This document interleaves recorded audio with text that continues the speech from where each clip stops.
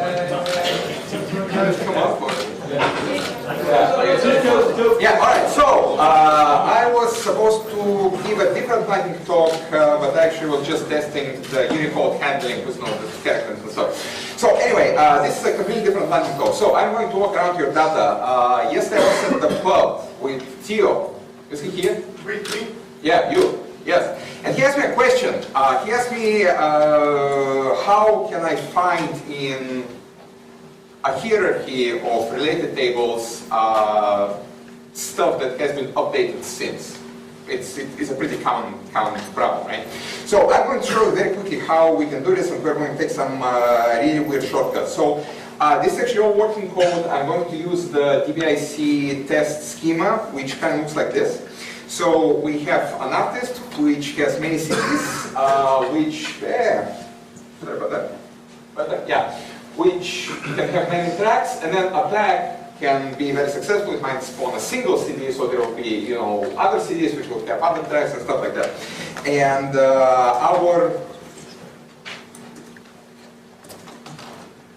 all of this stuff, because we're going to repeat every time, we're going to send in the boilerplate. And if we have our first result set from the CD, and we want to go both ways, we want to go up to the artist, and then we'll go down to the tracks, up to the single CDs, and down to the tracks again. It looks like this, right? And we are going to see what's in there, and because we don't have like updates, dates, or something like this, we're going to instead look at this entire hierarchy right here, and we're going to find stuff that has in any of the main object or in the children an ID that's higher than a certain number. It's about the same thing. And what we are showing here is we're going to execute some code, and we're going to see that we have, in this database, we have IDs that go up to 18, right? So how we're going to do this? Well, okay, so first of all, we need to have some sort of recursive descent thingy that basically will go to our chain correctly and give us stuff. In this case, we're actually getting result sets back. So basically, we start from a particular result set, and we give the chain. And then if it's an array, we're just going to, re-invoke ourselves. Otherwise, if it's not a hash, we're going to make it look like a hash. And then what we're going to do is we're going to get the related result set and all the related sets of this result set. And basically, it's going to go all the way down. And if we go ahead and invoke our related sets with our static RS, which is the CD, and with our chain, which specifies here, and we get the sets, and then we get the ID column on each of them, and we make a query outlet, this thing will output stuff like that. So basically we had, remember in the chain, we have 1, 2, 3, 4 points, subpoints, and we have 4 queries.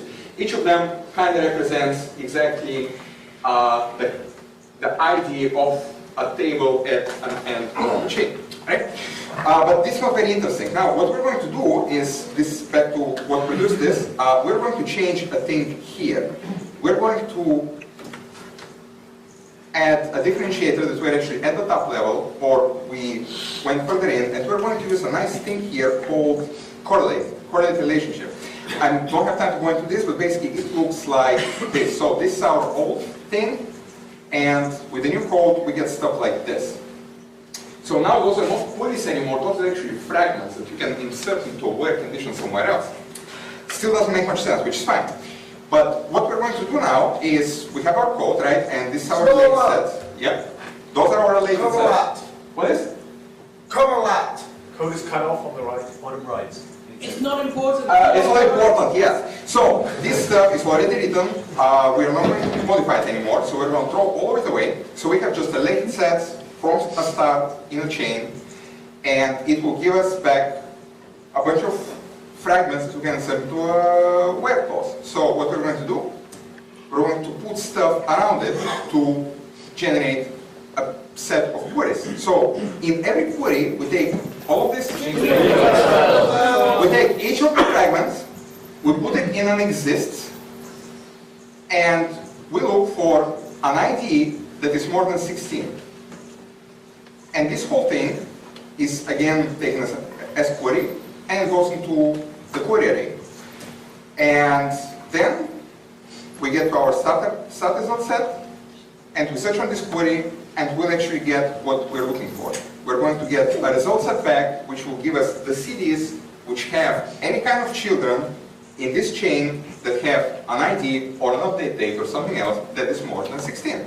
And I'm going to do one more thing here, because this doesn't exist, the selection actually doesn't matter. So for brevity, so I can actually fit it on the screen, I'm just going to select one instead of selecting all the counts, because again, it doesn't matter. And this thing looks like this. And it's huge, it's like messy and stuff. However, because the database does not have to ratify anything, even MySQL will execute this in seconds, milliseconds, and you'll get your result back. So if we run it, we're going to get one CD that has